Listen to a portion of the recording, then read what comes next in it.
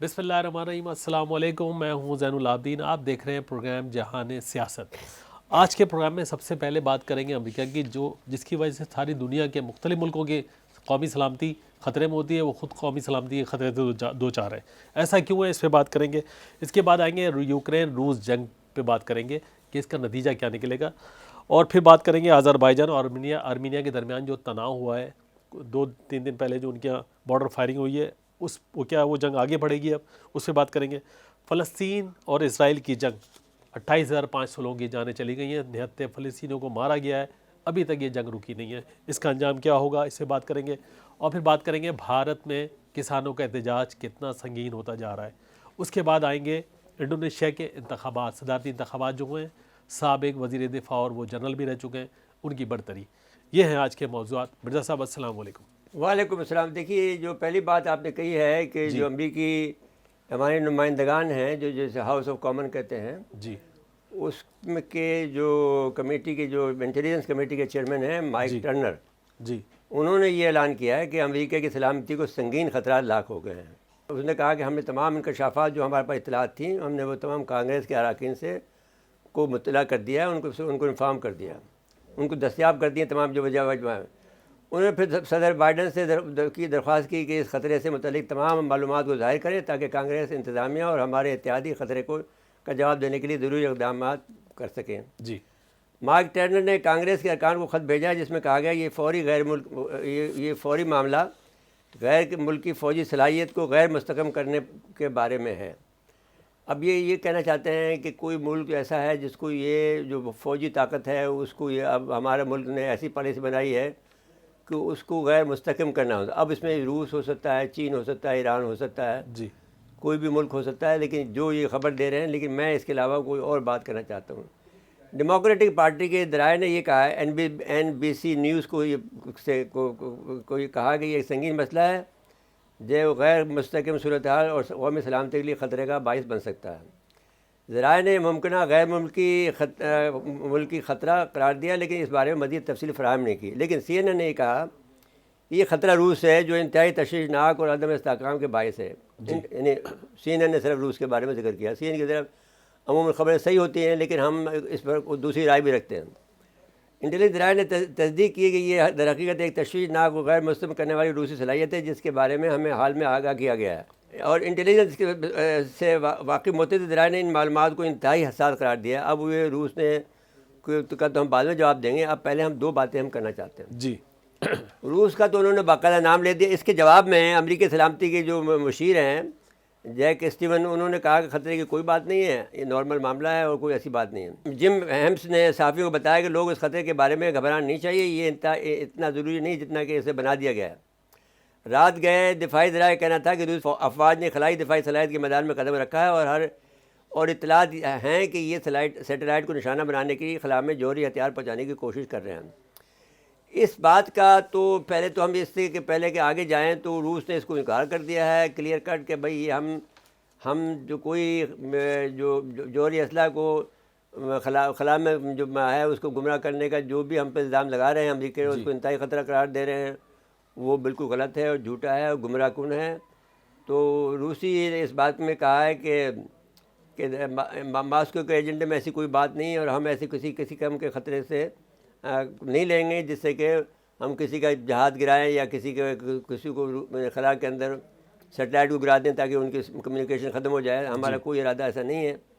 تو انہوں نے کہا ہے، میں روسی صدر کے پہلے سے ترجمان جو ہیں ان کا نام ہے مستری پیسکوف، اجنبی کے موضوعات سے متعلق خبروں کے اخباری نمائندوں کے سوالات کے جواب دیے، اور انہوں نے کہا کہ امریکی ذرائع ابلاغ روس کے خلائی جوہری اسلحے کی تنصیب کی تیاریوں میں ہونے سے متعلق شائع ہونے والی خبروں کو گمراہ کن ہے۔ انہوں نے یہ بات کہی۔ انہوں نے کہا ہمارا کوئی ارادہ نہیں ہے، خصوصاً عسکری آپریشن کو انہوں نے کہا کہ روس یوکرین میں اپنی خصوصی آپریشن کو جاری رکھے گا۔ جی تاہم ہم یوکرین میں آپریشن کے طے شدہ آداب کی شکل میں شروع کیا تھا، لیکن یہ آپریشن مغرب اور نیٹو کے ساتھ جنگ کی شکل میں جاری ہے۔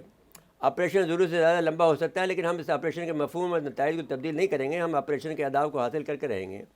انہوں نے جواب دے دیا۔ اب ہمارے بارے پہ جو دوسری اطلاعات ہیں وہ دو اور اطلاعات ہیں۔ جی وہ یہ ہے کہ جو 4 اور 5 جنوری کو 2024 کو امریکہ اور فلپین نے مل کر ایک بہت بڑی مشق جو ہے لائیو فائر کی مشق کی ہے. جی. کہاں؟ جنوبی بحر چین میں. South China Sea. اب چائنا سی میں جو بحری مشق کی ہے اس کی وجہ سے جو ان کا سرحد تھی جی. 24 ناٹیکل مائل رہ گئی تھی. اس سے چین کو کہ مرکزی حکومت کو ان کا جو سوشل اور سیاسی اور جو معاشی ڈھانچہ ہے یا اس کی جو ادارہ جات ہے وہ خطرے میں پڑ گئے تھے. اس کے بعد میں انہوں نے یہ کہا کہ ایک چھوٹے سے جھلک جو یہاں مار پیٹ کی دکھائی انہوں نے گولے وولے پھینک کر, اور پھر ایک دم سے ان کے ایک انتہائی جدید جہاز جس میں 20 سے جدید جنگی جہاز, 4 نیوکلیئر سب میرین جن کا جو وزن اگر گنا جائے, کیونکہ عمومی طور پر یہ دیکھتے ہیں کہ کتنا بھاری سامان جو ہے وہ ہے یہ, تو 2 لاکھ ٹن کا اس کا کل ٹوٹل وزن ہے. اس ساری چیزیں جو انہوں نے کیا حرکت کی کہ بجائے اس کے کہ وہ جنوبی بحر چین میں اپنے بچاؤ کے لیے کرے, وہ امریکہ کے بحر اقوانی سے امریکہ کے ساحل کی طرف, مغربی ساحل کی طرف بڑھ گیا, جس سے یہ خطرہ لاحق ہوا کہ اگر تم نے ہمارے پر حملہ کیا تو ہم بھی تمہاری مین لینڈ کو خطرہ کر دیں گے. اور یہ بڑے خطرے کی علامت ہے. انہوں نے اس بات کو کہا کہ اور وہ ایک دم سے یہ جو ان کی مشق چل رہی تھی وہ ایک دم سے بند ہو گئی, اور پھر سارا رخ انہوں نے اپنا امریکہ نے اپنے آپ کو سمیٹا وہاں سے, اور پھر وہ اپنے بچاؤ کے لیے چل پڑا. سپر فلیٹ ہے جو کہتے ہیں, اور ایک قوم کو تباہ کرنے والی فلیٹ کہا جا سکتا ہے. بڑے سخت جملے استعمال کیے ہیں کسی نے بھی. تو اس نے کہا کہ امریکہ کے مغربی کے ساحل کی طرف جو رواں دواں ہوا تو پھر امریکہ چین کا سلامتی کا انہوں نے میسیج یہ دیا کہ اگر آپ ہمارا راستہ روکو گے تو ہم تمہارا راستہ روک لیں گے, اور تمہیں نہیں بڑھنے دیں گے. یہ پہلی دفعہ ہوا ہے امریکہ کی تاریخ میں کہ وہ اس کی مین لینڈ کو خطرہ پیدا ہوا, جب ان کے جہاز چل پڑے ہیں اور جس کو یہ روکنے کی صلاحیت نہیں رکھتے ہیں. 20 جنگی جہاز ہیں, 4 ابدوز ہیں جو ہیں, اور بہت سامان ہے, ہوائی جہاز بھی ہوں گے اس میں. تو یہ پہلی دفعہ ہوا ہے کہ امریکہ کے امریکہ جو یہ پہلے سے یہ پروگرام بنائے بیٹھا تھا کہ وہ یہ کوشش کرے گا کہ ہماری مین لینڈ محفوظ رہے, دنیا چاہے تباہ ہو جائے. لیکن یہ اس نے اب چین نے یہ الٹا نظام کر دیا, اور ایک دم سے انہوں نے یہ جو وہاں پہ جنوبی بحر چین میں جو مشقیں ہو رہی تھی اس کو بند کیا, اور پھر اپنی راہ لی. ایک تو یہ بات ہوگی. دوسری ایک خطرناک بات یہ ہے کہ ایران نے امریکہ کو جس خطرے میں ڈالا ہے جی, وہ ایک بہت خطرناک خطرہ ہے. دیکھیے, ایک تو یہ بات ہو گئی کہ ایران اور روس کے درمیان میں ایک معاہدہ ہے جس کی وجہ سے امریکہ عمران پر حملہ نہیں کر پا رہا ہے. انہوں نے کہا ہے کہ اگر ایران پہ حملہ ہوا تو روس اپنے پر حملہ سمجھے گا. یہ ایک بات تو یہ کلیئر ہونی چاہیے. دوسری بات یہ ہوئی ہے کہ انہوں نے یہ کر رکھا ہے کہ ایک طرف انہوں نے ان کے جو ساتھی ہیں ایران کے وہ بہت خطرناک ہیں. مثال کے طور پر حزب اللہ کو لے لیں. حزب اللہ اکیلی ایران سے لڑی 6 جنگ 2006 میں, اسرائیل سے جو لڑائی ہوئی اور اس کا کوئی نقصان بہت سے کم ہوا, اور نقصان اسرائیل کو بھی پہنچایا اس نے. تو اس کا کامیاب نہ ہونا اس کی شکست کی علامت ہے, جو جیسے کہ ہم نے اپنی کتاب چھٹی عرب اور اسرائیل جنگ میں لکھا. یہ ٹیکنیکل ہار ہوئی اسرائیل کی. اس کو کوئی اہداف حاصل نہیں کر سکا, نہ وہ حزب اللہ کو دبا سکا, نہ اس کو کر سکا. 33 دن تک جنگ جاری رہی اور وہ فیل ہو گئی. اب وہ حزب اللہ ہے, سب سے خطرناک ترین تو عبداللہ ہے جو سب سے تجربہ کار بھی ہے, لڑاکا بھی ہے, اور عین سرحد کے پاس کھڑی ہے. دوسری جو بڑی بات ہو گئی ہے وہ یہ ہے کہ شام میں بھی ایرانی ایسٹ موجود ہیں جی, اور عراق میں بھی ایرانی ایسٹ موجود ہیں, ملیٹنٹ موجود ہیں ان کے. اور سب سے بڑھ کر حوثیز ہیں جی, جو حوثیز یہ کام کر رہے ہیں کہ ان کی ان کے جہازوں پہ حملہ کر رہے ہیں. جو بھی جہاز گزرتا ہے امریکہ کا حمایتی, وہ اس پر ریڈ سی سے گزر نہیں دیتے ہیں. کسی پر پرچم لگا ہوا ہو جس سے کہ معلوم ہوتا ہے کہ امریکہ کا دوست ہے تو اس کو وہ اڑا دیتے ہیں, اس پر فائر کرتے ہیں. دوسرا جو بڑا خطرہ ہے حوثیوں کی طرف سے وہ یہ ہے کہ جو کیبل جا رہی ہیں, جو انڈر واٹر کیبل جا رہی ہیں, جس سے کہ ہمارے تمام نظام جو ہے جی, رابطے کا نظام ہے, گلوبل ولیج امریکہ بنانے جا رہا ہے, وہ اس 12 لائنیں ہیں اس جنگ کے نتیجے میں کہ جو کہ یوکرین میں ہو رہی ہے اور جو کہ حماس کے ساتھ ہو رہی ہے. حماس کے ساتھ جنگ ہونا آپ یقین مان لیجئے کہ کسی بھی صورت میں اسرائیل کے حق میں نہیں ہے, نہ امریکہ کے حق میں ہے. ایرانی جو ہیں وہ ایٹمی طاقت بننے جا رہے ہیں.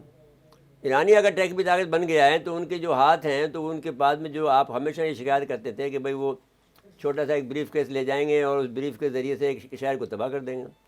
تو یہ کام تو حوثی بھی کر لیں گے, یہ کام عراقی بھی کر لیں گے, یہ کام شامی بھی کر لیں گے, یہ کام تو حزب اللہ تو کر ہی لے گا.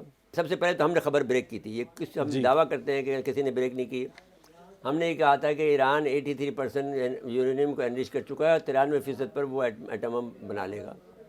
اب اس کی جو ایٹم بم کی جو انہوں نے زمین 2 اماجگاہ بنائی ہے جہاں پر وہ تجربات کر رہے ہیں, تجربہ گاہ بنائی ہے, وہ اتنی گہری ہے کہ اگر اس کے اوپر آپ بم بھی مارے, ڈیزی کٹر بھی مارے, جو بموں کا بڑا بم ہے, تو وہ بھی وہاں تک نہیں پہنچ سکتا.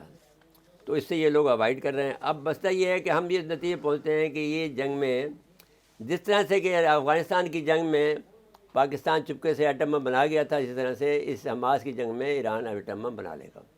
اور ایٹم بم اگر بنا لے گا تو یہ پھر یہ ان سب کی جو ہے سبکی ہوگی, اور یہ سب کے لیے پھر وہ 2 ایٹمی ملک بن جائیں گے. پھر تیسرا جو تیار کھڑا ہوگا ایران, سعودی عرب, پاکستان, ایران اور سعودی عرب.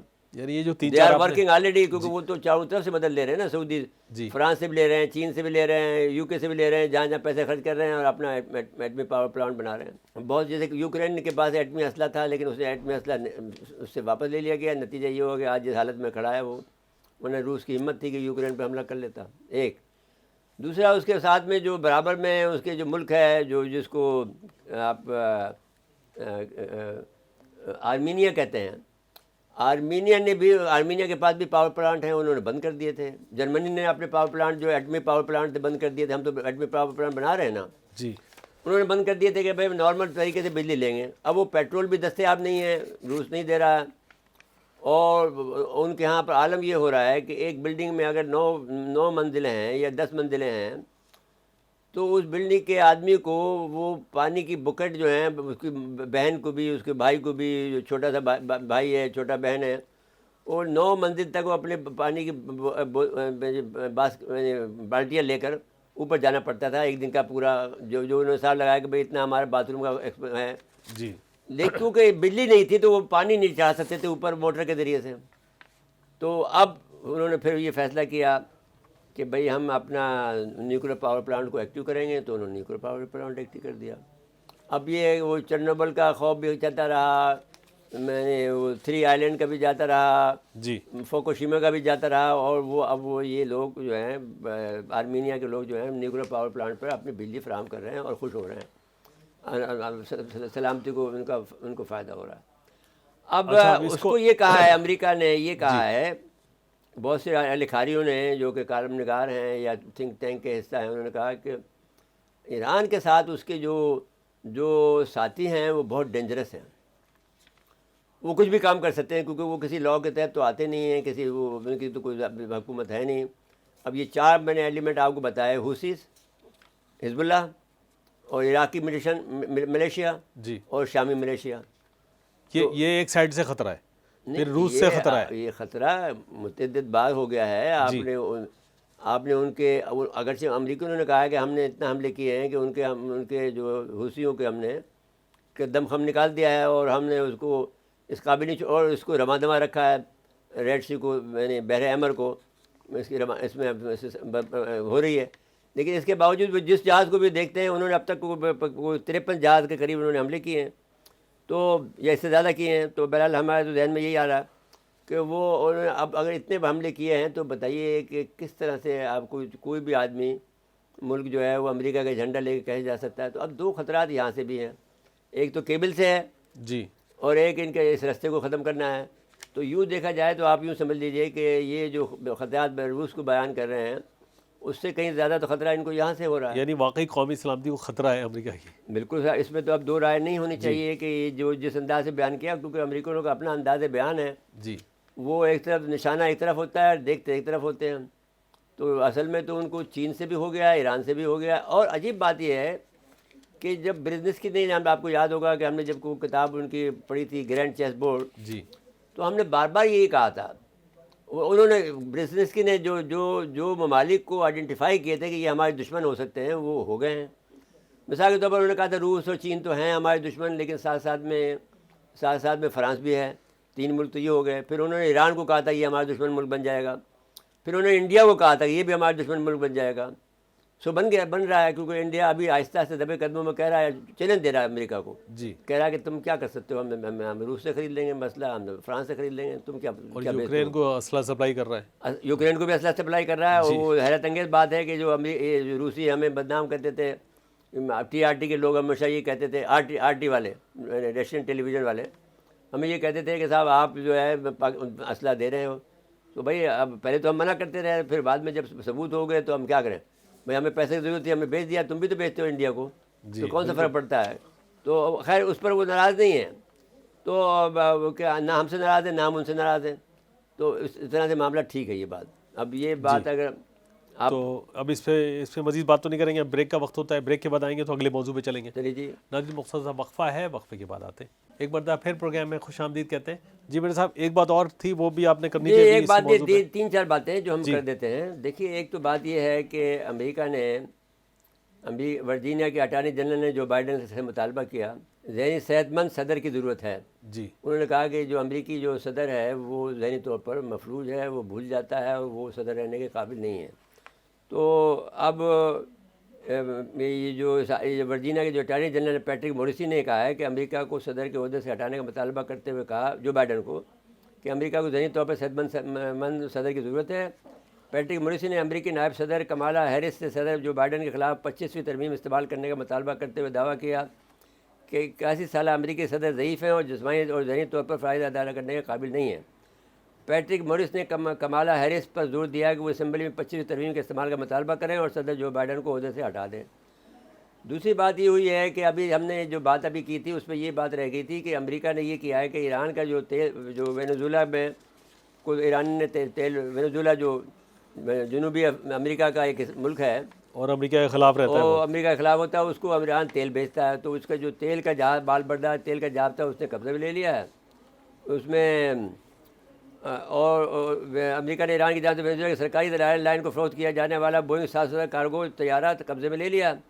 امریکی امور انصاف کے مطابق امریکہ کی جانب سے پابندی کی فہرست میں شامل مہان ایئر سے وینزویلا کو فروخت کیا جانے والا طیارہ ارجنٹائن سے امریکہ روانہ کیا گیا، جسے اب کباڑ کے طور پر فروخت کیا جائے گا. ایران کی مہان ایئر کی جانب سے 2022 میں وینزویلا کو طیارہ فروخت کرنا تہران پر عائد پابندیوں کی سرین خلاف ورزی تھی. ایک تو یہ ہو گیا.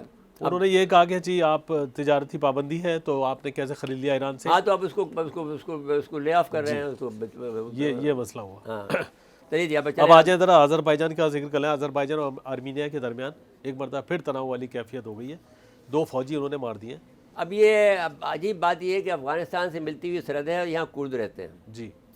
جو کردستان بنانے کا ارادہ ہے ان کا، اس میں سے آپ حیران ہوں گے کہ ہر وہ ملک اس وقت مشکل میں ہے جہاں پر امریکہ کا پلان چلے گا. ہم یہ کہتے تو ہیں کہ امریکہ کو مشکل میں ہے، خطرے میں ہے، لیکن اصل میں دیکھا جائے تو امریکی پلان نیٹ ورک ہے. اب آپ دیکھ لیجئے کہ آذربائیجان، ایران، عراق، شام اور ترکی جی میں یہ کرد رہتے ہیں. ان سب کو ملا کر ایک لمبی سی پٹی کو بنانی ہے، ایک بالکل کہ صاحب یہاں پر کردستان بنانا ہے. تو آذربائیجان کو کسی نہ کسی بہانے آپ کو پریشان رکھنا ہے تاکہ ان کو توڑ سکے کسی وقت میں آپ. تو آذربائیجان نے ابھی تو آرمینیا کو بڑی سخت مشقت دی تھی، اور اس میں پاکستان کے اور یعنی سب سے زیادہ تو ترکی کے جھنڈے دکھائی دیے اور پاکستانی جھنڈے بھی دکھائی دیے. ہم نے پوچھا بھائی پاکستانی جھنڈے کس بات میں؟ انہوں نے کہا صحیح پاکستان نے بھی کوئی ہماری مدد کی ہے، تو ہمیں تو پتہ نہیں کیا مدد کی ہے. تو خیر بات یہ ہے کہ آرمینیا کی طرف سے آذری سرحد اسٹائل فائرنگ کا جواب بھی دیا ہے. انہوں نے کہا ہے کہ آذربائیجان فوجیوں پر فائرنگ کی گئی، اس سے مکمل طور پر تباہ کر دیا، اور آرمینیائی فوجیوں کو کافی جانی نقصان پہنچا ہے کیونکہ ان کی فوج بہت طاقتور ہے، ان کے پاس ڈرون بہت ہیں. جی. لیکن عجیب بات یہ ہے کہ ایران اور آذربائیجان کے درمیان بنتی نہیں ہے.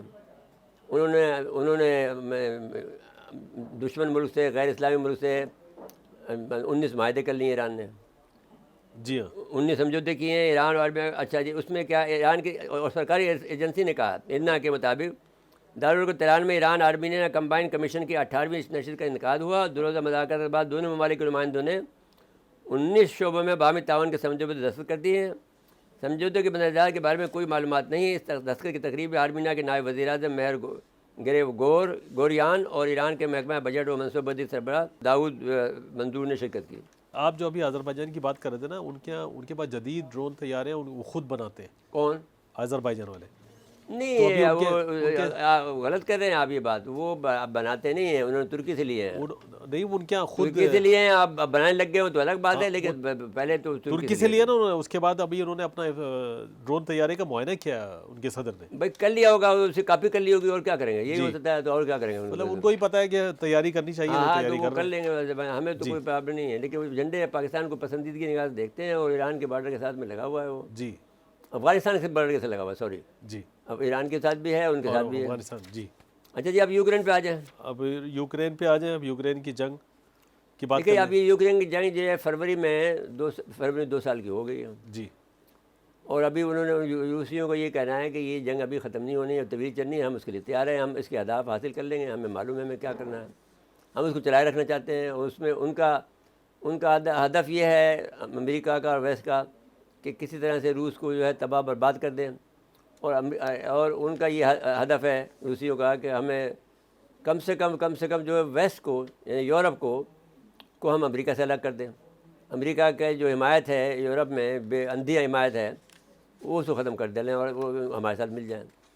اب مسئلہ یہ آ گیا ہے کہ جیسے کہ میں نے آپ سے کہا کہ میں نے آرمینیا کی مثال دی آپ کو، کہ آرمینیا کا اب مسئلہ یہ ہو سکتا ہے کہ آذربائیجان کی یہ بڑی خطرناک علامت ہے جو میں بیان کرنے جا رہا ہوں. جی آرمینیا نے جب سے اپنے ایٹمی پاور پلانٹ کیے ہیں، تو اب جس میں سے فضلہ بچے گا، وہ فضلہ جو ہے وہ اس قابل ہوتا ہے کہ اس سے آپ ایٹم بم بنا لیں. یعنی جو ایٹم بم یورینیم والا ایٹم بم نہیں، یہ پلوٹینیم والا ایٹم بم بنا لیں. تو یہ ایک خطرہ ہے آذربائیجان کو کہ وہ جس نے اگر پاور پلانٹ شروع کر دیا ہے تو وہاں سے جو پلوٹینیم بچے گا. جیسے آپ گئے تھے، آپ یاد ہوگا آپ کو، جب میں نے کینب گئے تھے، جی تو کینب میں جب گئے تھے تو میں نے اس سے مذاکر کہا تھا کہ بھئی یہ جو آپ کا یہ ایٹمی فضلہ ہے، جو یہ بجائے اس کو استعمال کر لیں کہ نہیں، کہ سب کیمرے لگے ہوئے ہیں، ہماری باتیں بھی سن رہے ہیں وہ لوگ اس وقت. تو یو آئی والے جو ہیں آسٹریلیا میں بیٹھ کر جی ہماری باتیں بھی سن رہے ہیں، جو ہمیں ہماری شکلیں بھی دیکھ رہے ہیں کہ کون یہاں پہ آیا وزٹ پہ. تو وہ انڈر سپرویژن ہے، یہ تو انڈر سپرویژن نہیں ہے. تو اب خطرہ یہ ہے کہ انہوں نے کہا ہے کہ روس نے یہ کہا ہے کہ یہ تنازع جو ہے وہ اقوام متحدہ نے بھی کہا ہے کہ یوکرین تنازع خاتمے اور امن قائم کرنے کوئی معاہدہ کافی نہیں ہوگا، بلکہ اس میں سے آپ کو پھر ان کو بہتری کے لیے ہی کام کرنا پڑے گا. جیسا کہ رابرٹ میف کینیڈی نے کہا ہے نا کہ بھائی آپ نے ابھی تو اتنے پیسے دیے ہیں ان کو، اب اس کے بعد میں آپ کو ان کو بسانے کے لیے اتنے پیسے دینے پڑیں گے. کہاں سے دے دے گا وہ اپنے 200 سال کا گندم بھی بیچے تب بھی وہ آپ کے پیسے نہیں ادا کر سکے گا. اب سوال یہ ہے کہ یہ یا یوکرین پر روس قبضے یا کچھ حصے کے قبضے پر 2 سال گزر چکے ہیں. انہوں نے کہا کہ تشدد شہری کے ساتھ میں فکر مند نظر آئے وہ. اچھا، اب جو کچھ بھی کہیں، لیکن بات یہ ہے کہ امریکہ اس پر جو ایک تو بڑی عجیب بات یہ ہوئی ہے کہ جو روس نے 18 برطانوی پابندی لگا دی جو یہاں سے خبریں بھیجتے تھے روس کے خلاف، الٹی سیدھی خبریں بھیجتے تھے.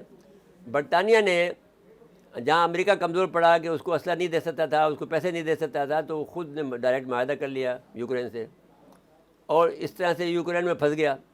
پھر اب یوکرین کی جنگ میں اس نے بہت زیادہ ان کو وہ دیے ہیں، ٹینک دے دیے ہیں. ٹینک دینے کا مطلب یہ ہے کہ وہ جدید ٹینک ہیں، اور وہ ممکن یہ ہے کہ وہ اب روسی علاقوں میں گھسیں تو روسی اس کو آسانی سے گرا لیں گے. وہ جو اٹامک ٹپڈ میزائل ہوتا ہے جی یا راکٹ ہوتا ہے، اس کے ذریعے سے اس کو مار دیں گے. جیسا کہ ہم نے کوسوو میں استعمال کیا، بوسنیا میں استعمال کیا. جب کوسوو کے لوگ مارنے آ رہے تھے تو ہم نے ان کو سپلائی کر دیے تھے. وہ بالکل جیسے ہی ان کو لگتا تھا اس کی چین ٹوٹ جاتی تھی اور وہ بیکار ہو جاتے تھے، بکنے کا مٹیریل ہو جاتا تھا وہ جی اس میں. تو تو یہ کوئی ایسی بات نہیں ہے، لیکن میں یہ سمجھتا ہوں کہ انہوں نے جو بات یوں یہ جو برطانوی شہریوں میں پابندی لگائی ہے یہ ایک دلچسپ بات ہے. ان کی نظر میں ہوگا کہ یہ لوگ جو ہیں ان کی جاسوسی کر رہے ہیں، ان کے بارے میں غلط خبریں دے رہے ہیں. جیسا کہ انہوں نے کہا کہ اس فہرست میں فوجی و سیاسی عہدیداروں سمیت یونیورسٹی اور تحقیقاتی انسٹیٹیوٹ کے ارکان بھی شامل ہیں. یہ تحقیقاتی جو انسٹیٹیوٹ ہوتے ہیں یہ عموماً جو ہیں وہ جو امریکہ میں تو یہ ہے، ہمارے ملکوں میں تو ایسا نہیں ہے، تو وہ ان کو ایک قسم کی جاسوسی کے طور پر استعمال کرتے ہیں اور خبریں اپنی مرضی کے اینگل کی بنا کے بھیجتے ہیں. جی. تو 18 برطانیوں کا بھی نام نہیں آئے ہیں، لیکن بہرحال یہ بات اچھا ایک اور عجیب بات ہو گئی ہے زین صاحب کہ ہمیں جیسے بدنام کیا جا رہا ہے، جیسے ہم پہلے ذکر کر چکے ہیں کہ روس میں یوکرین کے معاملے میں اب کیا تو یہ وجہ ہوگی کہ پاکستان کو کیوں بیچ رہا ہے، ہم بھی بیچیں، یہ بھی ہو سکتا ہے. اور روس سے ناراضگی کی بھی پرواہ اس کو نہیں ہوگی کہ بھئی اگر تم ناراض ہو گئے تو امریکہ پر چلے جائیں گے. اس کی بارگیننگ پوزیشن بہت اچھی ہے. اچھا اب یہ جو بھارتی جو اسلحہ مل رہا ہے، اب سوال یہ ہے کہ وہ تو یہ کہہ دیں گے نا کہ صاحب ہم نے تو فرانس کو بیچا تھا یا ہم نے اسرائیل کو بیچا تھا، وہ وہاں چلا گیا، ہم کیا کریں، جیسے ہم کہتے رہے تھے. لیکن یہ واقعہ ہو گیا ہے کہ یہ جو ہے وہ کسی بھی صورت میں یہ نہیں کہا جا سکتا کہ انڈیا کا یہ سامان نہیں ہے، میڈ ان انڈیا موجود ہے، ان کی چھاپ لگی ہوئی ہے، سب کچھ ہے. تو اب تو یہ کیسے انکار کر سکتے ہیں کہ ہم نے نہیں بیچا. تو اب اگر اس بات کو دیکھ لیں تو دوسری بات جو انہوں نے کہی تھی جوہری ہم خلا وہاں پر بھیج رہے ہیں روسی خلا میں، اور ان کے جو سیٹلائٹ اسٹیشن ہے اس کو تباہ کریں گے. تو منصوبہ یہ ہے کہ وہ روس کو کیسے تباہ کیا جائے، روس کے اس پروجیکٹ کو کیسے نقصان پہنچایا جائے. اگر ایسا ہے بھی تو وہ جو بات وہ کر رہا ہے، وہ ٹرنر تو یہ کہہ رہا ہے نا کہ صاحب ان کو غیر مستحکم کرنا ہے اس ملک کو. جی. تو اگر غیر مستحکم کرنا ہے تو روس کو غیر مستحکم کرنے کی بات کر رہا ہے. روسیوں نے تو منع کر دیا کہ صاحب ہمارا کوئی ارادہ نہیں ہے آپ کے کسی بھی جہاز کو ہم نے نہ یوکرین کے جو اہداف ہے وہ تو ہم حاصل کریں گے، البتہ ہمارا کوئی ارادہ نہیں ہے کہ آپ کے خلا کے اندر آپ کے سیٹلائٹ کو ہم تباہ کریں یا وہاں پر ایٹم بم کا استعمال کریں، تو ہم ایسا نہیں کریں گے. جی. یہ اس کو کہہ دیا. اب آپ ذرا چلیں غازہ کی طرف آ جائیں. جی غازہ کی طرف آ جاتے ہیں. دیکھیے 28,500 لوگوں کی شہادتیں ہو گئی. دیکھیے زین صاحب بات یہ ہے کہ اس کا جو فائدہ مل رہا ہے جی وہ فائدہ تو مل رہا ہے چین کو، روس کو اور دوسرے ملکوں کو. اب یہ بیچارے شہید ہو رہے ہیں. ایران کو بھی مل رہا ہے، یہ شہید ہو رہے ہیں. اب ایرانی بہرحال یہ ضرور کرتے ہیں کہ کچھ نہ کچھ جو ہے وہ ان کی مدد کر رہے ہیں، اور چینی بھی میں نے سنا یہ ہے کہ چینی بھی کافی مدد کر رہے ہیں. تو اب سوال یہ ہوتا ہے کہ یہ جنگ تو یہ جاری رکھنے کا مطلب یہ ہوا کہ ایران وقت ٹائم گین کر رہا ہے جب تک وہ ایٹم بم نہ بنا لے، اور امریکہ اس میں مداخلت کر نہیں سکتا ہے کیونکہ وہ اندرونی طور پر بہت خلفشا کا شکار ہے. وہاں پر ٹرمپ جو ہے ان کے خلاف کھڑا ہوا ہے اور وائٹ راستے آزادی کی باتیں کر رہی ہیں. اس کے علاوہ اس کو چاہوں سے گر گیا ہے، جیسے کہ اب ریڈ سی میں بھی اس کے حالات خراب ہیں. جی. اس کے اسرائیل کا ایسیٹ ہے وہ بھی تباہ ہونے جا رہا ہے. لیکن اسرائیل اس کے بدلے میں مسلمانوں کو بہت مار رہا ہے، حماس کے لوگوں کو بہت مار رہا ہے. اور اس کے لیے ہمارے پاس جدید جو قسم کی جو ان کو ہتھیار دینے تھے، انہوں نے یہ بھی کیا ہے کہ حماس کی جو راکٹ کا ذخیرہ تھا اس پر بھی قبضہ کر لیا ہے اسرائیل نے. جی. ابھی ان کو اسلحہ کی ضرورت ہے، وہ ہم دے نہیں سکتے ہیں. ابھی آج کی بات بھی اگر ہم کریں کہ اسرائیلی بمباری سے فلسطینی شہداء کی تعداد 28,000 سے زیادہ ہو گئی ہے. اسرائیلی فوج جنوبی غزہ اور رفح کے بمباری پہ جاری ہے. 7 اکتوبر سے اب تک فلسطینی شہداء کی تعداد 28,500 سے تجاوز کر گئی ہے. اسرائیل نے جنوبی لبنان میں فضائی حملے سے ایک خاتون اور 2 بچے شہید ہو کر لبنان میں گھس گیا. اسرائیل طیاروں نے بہت سی جگہ پر رضوانہ اور ٹاؤن کے علاقوں کو میزائلوں سے نشانہ بنایا. فضائی بمباری متعدد مکان تباہ ہو گئے. حزب اللہ اور اسرائیلی فوج کے درمیان میں کشیدگی بڑھ گئی ہے. وہ اب میرے خیال میں میدان میں اترنے والی ہے حزب اللہ. یورپ بھی خلاف ہے اسرائیل کے حملوں کے. نہیں خلاف نہیں ہے، وہ یہ چاہتا ہے کہ یہ مسئلہ جو ہے اب یورپ اگر ہے تو اس میں سے اب لوگ یوں کہہ سکتے ہیں کہ ان کے خلاف بولنے لگا ہے انسانیت کے حوالے سے. ابھی دیکھیے فرانسیسی صدر نے کہا نا، فرانسیسی صدر نے بھی کہہ دیا. اس نے تو ناروے والے تو عجیب بات کہہ دی ہے. ہاں لیکن کوئی اثر نہیں ہو رہا ہے نیتن یاہو پہ. اس لیے نہیں ہو رہا ہے کہ امریکہ ان کا ساتھ دے رہا ہے. اور یہ میں نے آپ سے ایک بات کہی تھی کہ کوئی بات میں آپ کو یعنی اگر اس میں کسی میں منافق پن نہیں ہے حماس میں، تو پھر یہ اللہ کا غضب جو ہے اب آنے کو ہے. کیونکہ وہ اللہ کی جو ہر جو یعنی اللہ نے جو جو جو باتیں اسلام میں کہ تبلیغ میں کہی ہے کہ میں تمہاری کو مدد کو کب آؤں گا، جب تم خود لڑو گے، اور پھر جب تمہیں کوئی سہارا نہیں ہوگا تو میں تمہارا سہارا بن کے آؤں گا۔ بے شک۔ تو اس وقت وہ ان کا کوئی سہارا نہیں ہے۔ اگر کوئی سہارا ہے تو چین ہے یا روس ہے، یا کیونکہ روس کو فائدہ ہو رہا ہے، وہ ڈائیورٹ ہوئی ہے۔ امریکہ کا جو اسلحہ امریکہ جو مدد کر رہا تھا وہ بند ہو گیا ہے، یوکرین کی طرف توجہ کم ہوئی ہے۔ توجہ نہیں، یوکرین سے توجہ کم ہو گئی ہے اور حماس کی طرف زیادہ ہو گئی ہے۔ پھر اس نے ایرانیوں نے ان کو یہاں بھی بزی کر دیا ہے، حزب اللہ میں بزی کر دیا ہے، شام میں بزی کر دیا ہے، عراق میں بزی کر دیا ہے، اور اور بحر احمر میں کر دیا ہے، جی اور خود ایٹم بم بنا رہے ہیں۔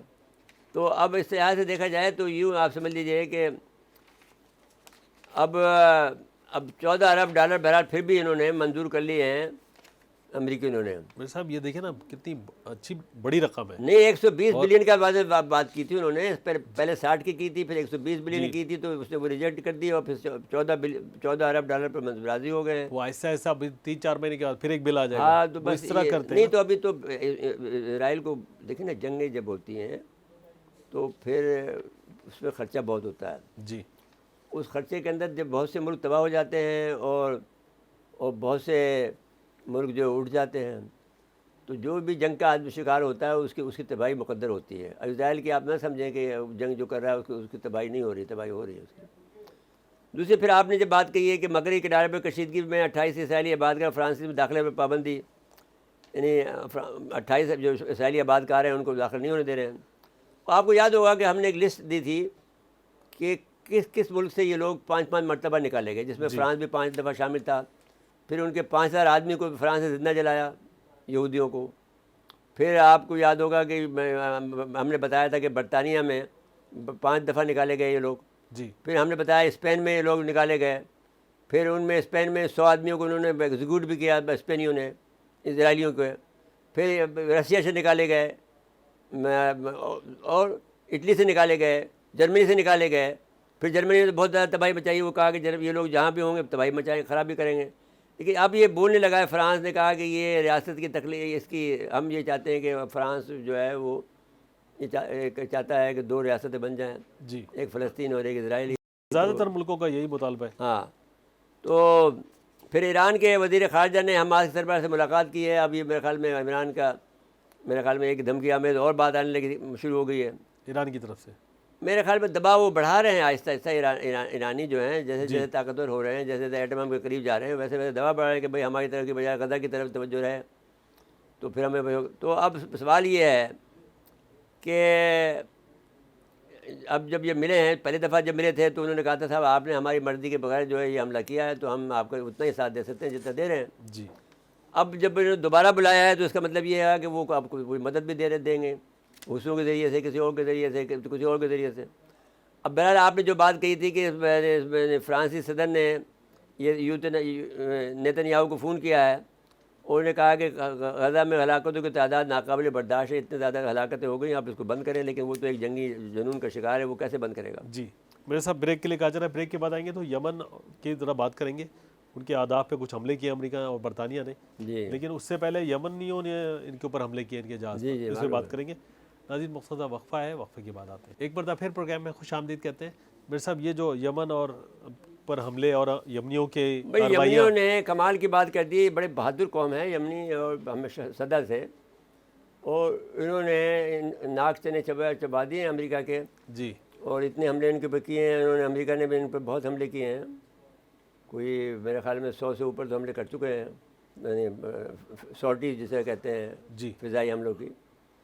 تو اس کے باوجود بھی وہ اپنے اس سے باز نہیں آ رہے ہیں۔ انہوں نے ایک جہاز کے اوپر بھی، جس میں پاناما کا تھا جہاز، جھنڈا لگا ہوا تھا، کس کا لگا تھا، تو اس ملک سے اس کو تباہ کر دیا۔ وہ اسرائیل کی طرف جو بھی جہاز جا رہا ہے کسی بھی ملک کا، جو دشمن ملک ہے، یہ نہیں ہے اسرائیل کا، نہیں ہے، جس پر بھی جو اسرائیل دوستی کا شبہ ہوتا ہے ان کو مار دیتے ہیں، ان کو مارتے ہیں، ان پہ اس اٹیک کے بعد میں فوری طور پر یو کے اور امریکہ کے جہاز آتے ہیں، ان پر حملہ کرتے ہیں، وہ ان کو مارتے ہیں۔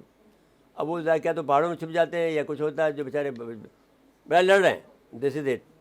تو اب یہ جنگ جاری ہے، اور یہ سب سے خطرناک جنگ یہ بحر احمر کی ہے۔ پاکستان سے کہا گیا تھا یہاں پر 12 ملک کی جنگی یعنی ایک فوج بنانی تھی، جی پاکستان نے انکار کر دیا کہ بھئی ہم نہیں لڑیں گے، ہماری فوج جو ہے وہ مسلمانوں سے لڑنے کے لیے نہیں بنی ہے، جیسا کہ پہلے بھی ہم نے سعودی عرب کو انکار کر دیا تھا، آپ کو بھی انکار کرتے ہیں کہ ہم اس میں شامل نہیں ہوں گے. جی تو سعودی عرب میں بہت نقصان ہوا، اور آپ دیکھ لیں کہ آپ اس کا حساب لگائیں کہ یہ جو لوگ ہیں جو یو اے کے، اب بندر پر مندر بنائے چلے جا رہے ہیں ان کے، خود مورتیاں لگاتے ہیں. ان کے بڑے ظالم لوگ ہیں، کیسے اپنے کندھے پہ رکھ کے مورتی لگاتے ہیں. تو اب یہ کہا گیا تھا کہ جب تک قیامت برپا نہیں ہوگی، جب تک یہ عربستان میں مورتیاں پھر سے پوجا نہ ہو جائے مورتوں کی. تو وہ شروع ہو گیا نا. اور کتنا شاندار میں نے مندر بنا کے ان کو دے رہے ہیں، جبکہ ہم تو مندر کو تباہ کرنے والے لوگ ہیں، یہ لوگ بنانے والے بن گئے ہیں. اور کتنی مالیت کا بنایا ہے، اتنے بڑے بڑے بنائے ہیں جس کی یاد نہیں ہے. جو یو ای کا ہے وہ بہت بڑا ہے اور سونے سے انبار بھرا پڑا ہے. یہ الگ اور بنا لیا ہے انہوں نے. اچھا میرے صاحب ایک اور بات ہے، یہ طیب اردوان کا مصری صدر سے جو ملنا ہے، اب معلوم نہیں ہے کہ مصری صدر سے طیب اردوان کی کیا بات ہوئی ہے، لیکن طیب اردوان جو ہے وہ کوئی بڑے ارادے رکھتا ہے، اور اس نے یہ کہا ہے کہ ہم غزہ کی تعمیر 9 میں حصہ لیں گے. جی تو یہ باتیں انہوں نے کی ہوں گی، کیونکہ اب وہ اصل میں تو ابھی اب سارا زور تو جو اس مصر پہلے تو اس میں حصہ لیتا تھا نا اسرائیل کے خلاف. جی اب اسرائیل کے خلاف وہ مصر حصہ لیتا نہیں ہے. تو اب وہ سارے جو پناہ گزین ہیں، جو بیچارے حماس کے لوگ ہیں، یہ وہیں جاتے ہیں چھوٹے چھوٹے. تو وہ بوجھ تو اس کے اوپر پڑ رہا ہے. تو اب اس کے بعد ترکی والا ان کے پاس گیا ہوگا کہ بھائی ان کو سنبھالو، ہم آپ کو مدد کریں گے یا کچھ کریں گے. تو انہوں نے کہا کہ $15 بلین کی تجارت بڑھانا چاہتے ہیں. ہاں وہ بھی ایک بات ہے، تو ٹھیک ہے، لیکن تجارت کے علاوہ انہوں نے جو بات کی ہوگی تو یہی کی ہوگی نا. یہ اس کے علاوہ کیا بات کر سکتے ہیں؟ کیا آپ سپورٹ کریں، تھوڑا بہت برداشت کریں. جی اچھا یہ بھارت پہ آ جائیے آپ. جی بھارت میں ابھی الیکشن باقی ہیں. دنیا میں ساری دنیا میں الیکشن ہو رہے ہیں. بنگلہ دیش کے پہلے ہوئے، پھر اس کے بعد میں پاکستان کے ہو گئے، پھر اب امریکہ کے بھی ہونے والے ہیں، پھر انڈونیشیا کے ہو چکے، انڈونیشیا کے بھی ہو چکے ہیں. تو انڈونیشیا کی پہلے بات کر لیں یا پہلے انڈیا کی بات کر لیں؟ اچھا جی، بھارتی پولیس نے وہاں پر ایک پھر کسان پھر سے اٹھ کر ہوئے ہیں. وہاں پر انہوں نے دہلی کی ناکہ بندی کر دی ہے. اب بھارتی پولیس نے ملک سے آئے ہوئے کسانوں کو دارالحکومت میں داخلہ نہیں ہونے دیا ہے.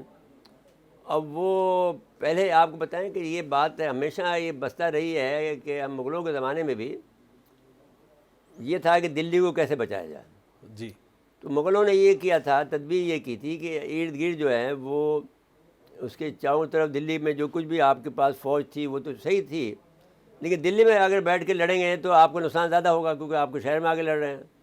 تو انہوں نے یہ کیا تھا کہ چاروں طرف دلی کے چاروں طرف جو ہے بہت ہی لڑاکا قوموں کو آباد کر دیا تھا. جیسے خانی ہیں، خانزادے ہیں، رانگڑ ہیں. جی وہ آپ کے ملیں گے گڑگاؤں میں، ریواڑی میں، اور دوسری جگہ پہ چاروں طرف آپ کو گھومتے ملیں گے. جیسے جنرل ہمارا معین صاحب ہیں، معین حیدر صاحب ہیں، یہ گڑگاؤں کے ہیں. تو رانگڑ ہیں یہ، یا پھر کوئی اور ہوں گے باہر، لیکن بہادر قوم ہے یہ، ہم اس کو اس طرح سے کور کر لیتے ہیں. تو اس کے بعد میں آگے ایک فرنٹ لائن پہ ہوتا تھا جو کہ پھر مغل ہوتے تھے. جی تو جس میں سے ہم بھی شامل تھے ایک وقت میں، جہاں 2 ہاتھیوں کے ساتھ میں. اب مسئلہ یہ ہے کہ یہ جو دلی پر جو حملہ ہوتا ہے، یہ جس طرح سے اسلام آباد پہ ہوتا ہے، تو اس کے اوپر سب سے زیادہ تکلیف جو ہوتی ہے وہ مرکز کو ہوتی ہے. اگرچہ وہاں پر دلی میں حکومت جو ہے وہ باپ پارٹی کی ہے، لیکن اب اگر وہ اندر گھس گئے تو پھر دلی کو وہ تاراج کر دیں گے، یا کم سے کم وہ مشکلات کا شکار کر دیں گے، کھانا پینا، صفائی ستھرائی، یہ وہ.